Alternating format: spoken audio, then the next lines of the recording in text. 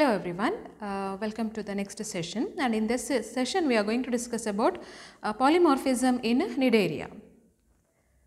Now the learning objectives are to study polymorphism in Lobelia and Halystemma, and the session outcome is to be familiarized with concept of polymorphism. So in this session you will know what is polymorphism.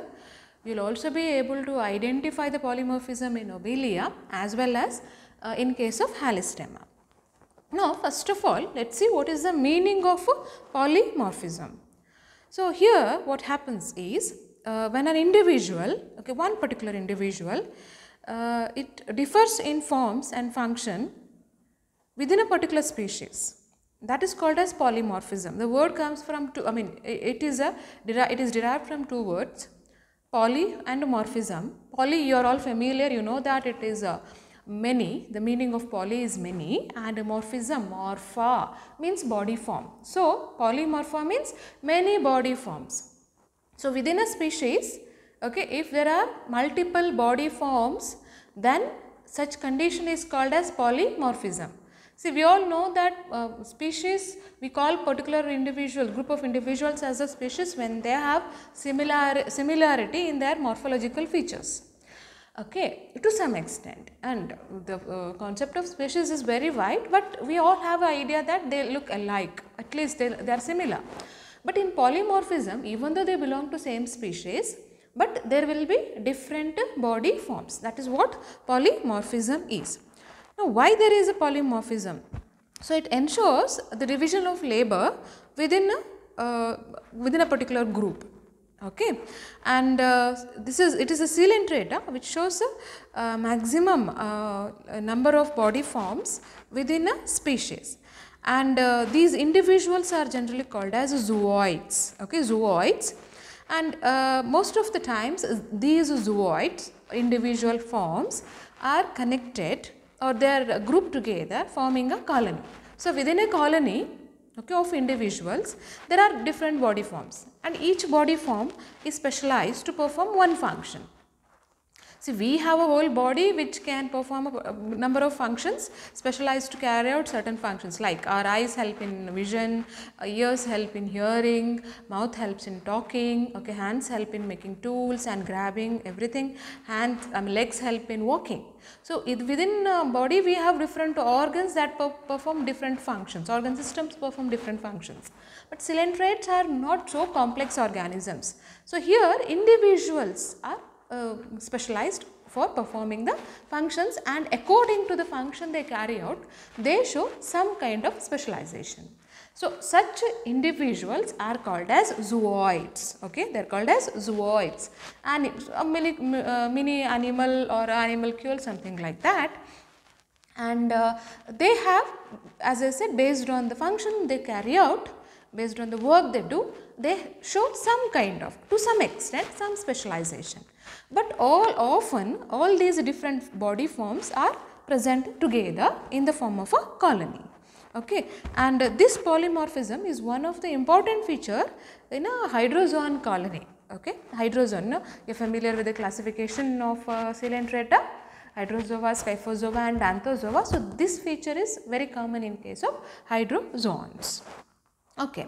Now, based on the number of zooids present, we have different patterns of polymorphism. I am sure you are familiar with the polymorphism. Poly means many, morpha means body forms. So polymorphism means presence of more than one or two different body forms within a species. Now, we too show some kind of polymorphism, rather it is a dimorphism in our case, where there is a different body form for male and different body form for female, isn't it? So it is dimorphism within a species. All Homo sapiens appear either as male or females, and based on external features you can differentiate it as a male or a female, isn't it? Have that idea. So it is only two body forms. And imagine in case of coelentrat, it is not only two body forms, multiple body forms. One body form to help in providing food, and the other body form helping in defending the body, defending the whole colony, and some other body form is involved in reproduction, exclusively in reproduction, like that. So polymorphism is the existence or appearance of more than two body forms within a two or more than two body forms within a particular species or within a colony. Okay. Yeah. So, patterns of polymorphism, when we come to it, now depending upon how many different body forms are there, we can classify as the first one, dimorphic. Again, di means two, morpha means body form. So, if there are only two zooids, so those forms are called as zooids. If there are only two such zooids, then such a pattern is called as dimorphic polymorphism. Dimorphic polymorphism, and these are here gastrozooids and gonozooids. Gaster means stomach, isn't it? So, gastrozooids and gonozooids. Now, here whenever gastrozooid is present, it is involved in feeding, and the gonozooids, so gono you can at least you can correlate with it when they are involved in reproduction. Okay, when they are involved in reproduction, then they are called as gonozooids. So, in a dimorphic polymorphism, there will be only two body forms. One is gonozooid, the other one is gastrozooid. For feeding one form and for reproduction another form. Because these gonozooids, by budding they produce medusa, which is actually a sexual body form. Next, there is a trimorphic body form. That means there will be three types of zooids in a particular species. One species will appear in three body forms. So, first one is gastrozooid. So, you know what is gastrozooid. What is gastrozooid? So, if any zooid is involved in feeding, so it is called as gastrozooid. Gonozooid, they are the ones which reproduce, means they give rise to medusoid forms, okay, by budding. And third type of body form that is found in a trimorphic polymorphism is dactylozooids. Okay, so these are the defensive polyps. Defensive, you know, we are familiar, we know at least that salient traits in them. The defense system is a specialized cluster of cells, okay, nematocyst way what we call as. So, stinging cells helping in defense, isn't it? They help in defense and offense as well. Okay. So, if there is a polyp that contains clusters of such nematocyst, then such a zooid is called as dactylozooid. So, in case of trimorphic body forms, there will be three zooids: gastrozooid, gonozooid, and the third one is dactylozooid. And here comes the next type. That is the polymorphic polymorphism. That means more than three different types of zooids will be present in a single species. Interesting, isn't it? So, more than three different types of zooids are present. And here, as we already know, gastrozooids for feeding, okay, and then dactylozooids for protection, for defense, okay, and offense as well. And then there will be tentaclozooids as a sensory cells helping in sensation, and skeletozooids as spiny projections. Once again, they are somehow are involved in providing some kind of protection. Okay, and then gonozooids or the reproductive individuals bearing medusae for sexual reproduction. That means they will bud off to give rise to medusae which will reproduce by sexual methods.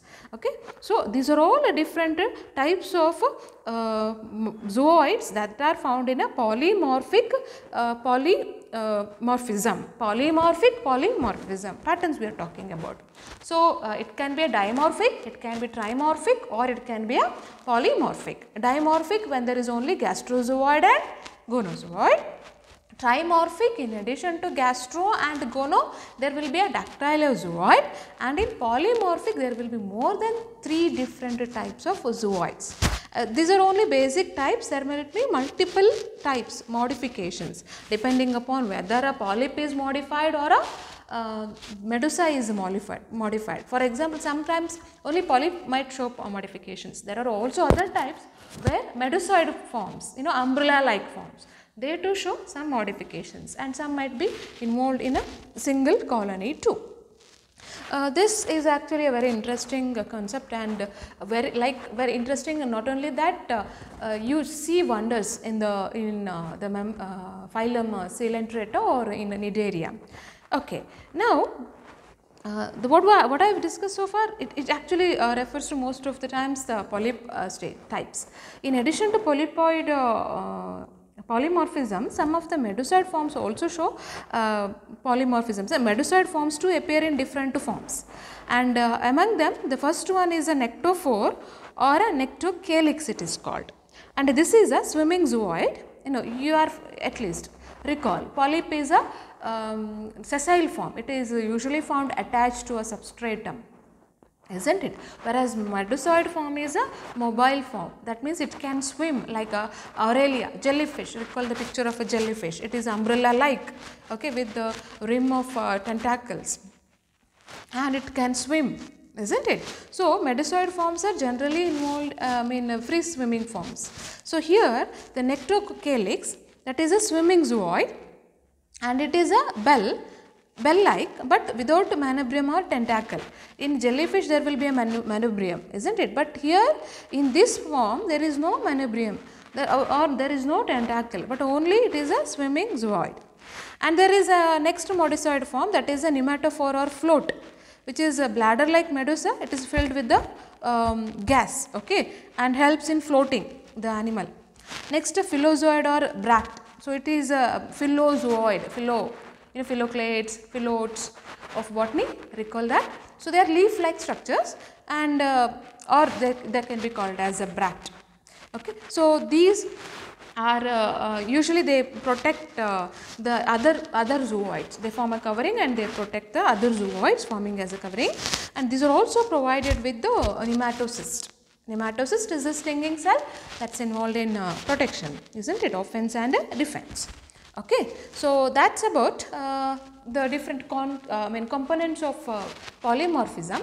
Now, let us take two examples. One is about Obelia, polymorphism in Obelia. The other one, it is about Halystemma. First, we will see in case of Obelia. See, this Obelia, okay, it is a colony. Here, there will be two zooids. So, it is a Obelia is a dimorphic polymorphic and individual. Okay, that means it is a dimorphic, it shows dimorphic polymorphism. Okay, and here there are two types of zooids. One is gastrozooid, the other one is gonozooid. Now, see, gastrozooid, we know it is related to the digestion or feeding, and gonozooid is involved in reproduction. So, see here a gastrozooid, whenever a gastrozooid is present, since it is involved in feeding, definitely there will be a mouth, remember that. And not only that, they need something to capture the prey, isn't it? So, they will be provided with number of tentacles. In some there will be only one tentacle in some cases, and in here in Obelia there will be multiple tentacles which are present around the mouth. Okay, and there will be usually, see, the polypoid body, recall the body of hydra, cylindrical body with the mouth and the tentacles around. So, here too the Obelia will have such a gastrozooid, okay, with the hydra like body, and there is a mouth and surrounded by the tentacle. So, by the help of the tentacle the prey is captured and it is put in the mouth, and the digestion takes place in the so called coelentron, what we have seen in the general feature. Similarly, in addition to these, in the gastrozooids in a colony of Obelia, you will also find a second body form, okay, and second body form is a gonozooid, or it is also called as gonangium. Okay, gonangium. Now, here this gonozooid, it will not have any tentacles because there is no necessity of it. So, it is a reproductive zooid, and see here you can see it reproduces by budding. So, these are all the buds that are present, and these buds are given out and they form medusa like individuals. The jellyfish like small individuals. Okay. So, medusoid forms are given out from them, and this will anyway reproduce by sexual methods, and then the so called larva will settle down and produce a new colony of Obelia bearing gastrozooid and gonozooids. Numerous gastrozooids and gonozooids will be present. Okay. So, that is the polymorphism in Obelia. So, Obelia shows two body forms, two zooids, gastrozooid and gonozooid, only two of them. Now, complex type of polymorphism is present in Halystemma and to that matter in most of the Siphonophora individuals. Okay, so listen very carefully. So it is little complex than what we have seen in case of Abelia or in general. Okay, so these members are famous to show greatest polymorphism. Okay, and this Halystemma, it is a marine organism found in the seas, and it looks like a single individual with the branches and all, and usually it floats on the seawater because it has a float or what we call as a nematophore, and this particular individual shows number of zooids, and we are going to see those number of zooids in our next slide. Okay, that is very important, so concentrate. See here, you can divide that, can divide the whole body into two parts. One is called as a nectosome, next part is called as a siphonosome. The upper part is called as a nectosome, the lower part is called as a siphonosome. Since they are all Siphonophora, so the lower part is called as siphonosome. Now in nectosome, that is upper part of the Cenosaur, there are two parts. One is nematophore, nematos, the air filled, gas filled air part, and swimming bells, which are called as nectochelysus. Okay, recall these are all the modified medusoid forms, isn't it? Yes. Now the second part is the siphonosome, lower part, and each siphonosome consists of cormedium. Units are called as cormedium. Each cormedium consists of a bract, a gastrozooid, a gonozooid, and dactylozoid. Now we are going to explore these different body forms or medusoid forms that are present. What you are seeing in the picture here is a Halystemma, okay, a colony of a Halystemma. Now recall, I said the first part of it is a nectosome. I said that is the upper part. Okay, now let me take a pen and start explaining. So what you are seeing here, this part, this is the upper first part of the nectosome. Okay, and that is called as nematophore. Nematophore. Okay, pneumato means what? Air filled, gas filled, isn't it? Okay, so this is a structure that is filled with the air. Because it is filled with the air, okay, it or gas, it can float. So it helps in swimming, and usually they are the inverted medusoid forms. Generally there won't be any mesoglia, okay, but the walls are much muscular and has gas glands which keep on releasing the gas. Okay, and here there will be variations, and here as you can see, so it is somewhat like a balloon like, and it is filled with the air, and this will be found on the surface, which will help in floating, in swimming. They don't have, in fishes and all, they have fins which will help them in swimming, but these animals doesn't have that. So here nematophores, they help in swimming. Okay, that is the one part of nectosome. The next part you can see a stalk, and you observe very carefully here. See, there are bell-like structures, isn't it? There are bell-like structures which are called as swimming bells. They are called as swimming bells, and these swimming bells are also called as nectochelysus, okay, or nectophores. And usually again they are the medusoid forms, okay, bell-shaped medusoid forms. And here usually there will be radial canals and circular canals, but there is no mouth in them, in these bells, okay, and no tentacles also, as you can see. So recall the gastrozoid, there were tentacles, but here there is no tentacle also, okay, and again they are muscular in nature like the nematophores, and they are helpful in colony, swimming, okay, the whole colony can swim by the help of these bell-like structure. That's why they are called as swimming bells, okay, or nectochelysus. That is the other name. How many will be there? Usually 3 to 5 pairs. In this we can see 3 pairs. So 3 to 5 pairs of such swimming bells will be present. Okay, so that is the first part. Okay, the next part is the siphonosome, and I told you each siphonosome, okay, so it is present on a whole stalk, and it is formed of bunches of structures called as cormedium. Okay, number of units of these zooids are present in a whole bundle, one such bundle, that is called as a cormedium. If you recall, see, in case of plants there are inflorescences, isn't it? One inflorescence. In one stalk there will be number of flowers, okay, and that forms one inflorescence, one set of flower with the number of small flowers. It's a bract and it's a bracteoles. Can you recall that? So that is one such inflorescence. But here there are such bundles of certain zooids. One whole bundle of a zooid is called as one cormedium. I know it is little confusing. So once I finish off the explanation, you will understand what is cormedium. Now when I take one cormedium, you see this is one cormedium, this is another cormedium, this is the third cormedium. Cormodium, okay. So when I take one such cormodium, in this there is a bract, there is a gastrozoid, there is a gonozoid, that is there is a dactylozoid, okay. So that means it is like one colony of a set of zooids specialized to perform different functions, and number of such cormedium are present all along the length of that particular stalk, okay. Now let us see one by one. The first one is the bract.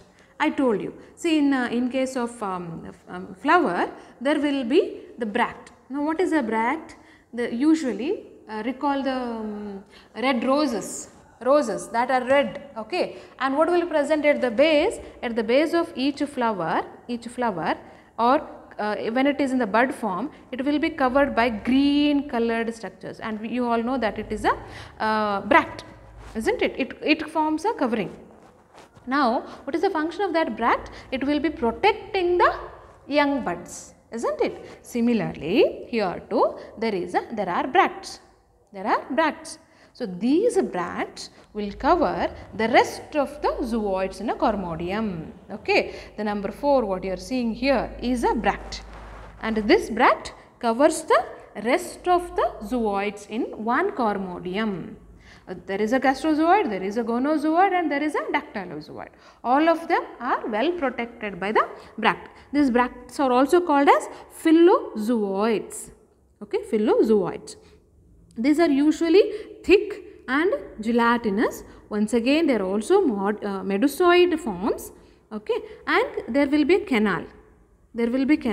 And they are forming a protective shield over gastrozoids and the gonozoids. You can see here the first one is always the bract, okay. The next one is the gastrozoid. And you know gastrozoid is a body form or a zooid that is involved in feeding. So what must be there? There must be a mouth, isn't it? And then there is also a tentacle. See, in case of Hydra you see multiple tentacles, but we have exception here. Here what happens? Each gastrozoid, okay, will have a cylindrical almost a body, okay, with a mouth. There is a mouth. In case of other Obelia gastrozoid, you found that there are tentacles around the mouth, but here it is different. Here there will be, okay, a tentacle, single tentacle, usually at the base tentacle, and each tentacle is then provided with the branches ending with the batteries of these nematocysts like this, okay. So this is one gastrozoid. There is a polyp-like body with the mouth. So this is mouth, and then there is a tentacle, and each tentacle is highly branched, and each branch is called as tentilla. And these are anyway involved in capturing the prey, and they capture the prey and put it in the mouth. So that's why there is a tentacle. So the tentacle in this case helps in feeding, okay. So such gastrozoids are present in each cormedium. The next one is a gonozoid. So this gonozoid will not have any a tentacle, and this usually present one single gonozoid will be present, and again like what we have seen, they will be helpful in budding. So they give rise to Medusa like body forms, okay. The next one is a dactylozoid. Okay, dactylozooid, and dactylozooid, we know it is involved in body protecting the colony, and here these dactylozooids, let me draw.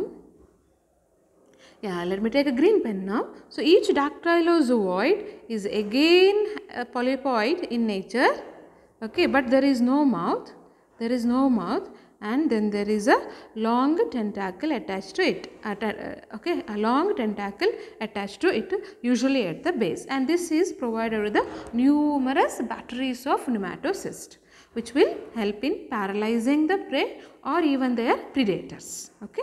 So, these are different types of zooids that are present in a cormodium, each cormodium. So, whatever I said, it is true for one cormodium, similarly true for all the cormodium. You can see here. So, there are tentacles, there are gonozooids, gastrozooids, bracts. So, this portion is the siphonozoa. Okay, and this is the nectosome containing nematophore and the swimming bells. Okay, so that is about the polymorphism. See, it looks like one individual, isn't it? The whole body looks like one individual, but it is not so. These are, each and every one of them are individuals. Okay, so many individuals are living in one colony and they are living as though they are single individuals, but with division of labor. So why there is a polymorphism? So that they can divide and work as though there is one unit. So it is just like you imagine a factory where there is, garment factory, where there is someone who will be only cutting the cloths. Okay, one will be marking the cloth, the second person will only cut it, and the third person will stitch it, and the fourth person might go for a final touch, and the fifth one will fold it and pack it, isn't it? The whole process of preparing one cloth takes in multiple steps. So here in our case we have a digestive system, we have reproductive system, we have a respiratory system, okay, we have a defense system. All these systems are present in them, but a coelenterata is a simple body form. So that's why there are individuals to do these functions. So the significance of polymorphism is that it helps in dividing the labor, dividing the work, and so that most of the work are carried out easily without much hindrance. Okay, I hope you have understood the topic. Now let's see how much you have understood. So which zooid is motile? Okay, is it polyp, medusa, or both, or none of them? Out of these four, which one is a motile zooid? And sorry for that, there was a mistake. The motile zooid is a medusa. It is B and not D. So gastrozooids, gonozooids and dactylozooids are the characteristic of, okay, dimorphic, trimorphic, polymorphic or polyfunctions. Gastrozooid is there, gonozooid is there, dactylozooids are there. So it is a trimorphic polymorphism. Next one.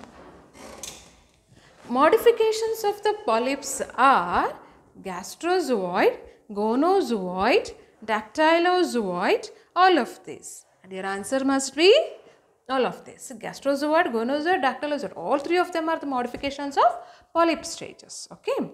Okay. Fourth question.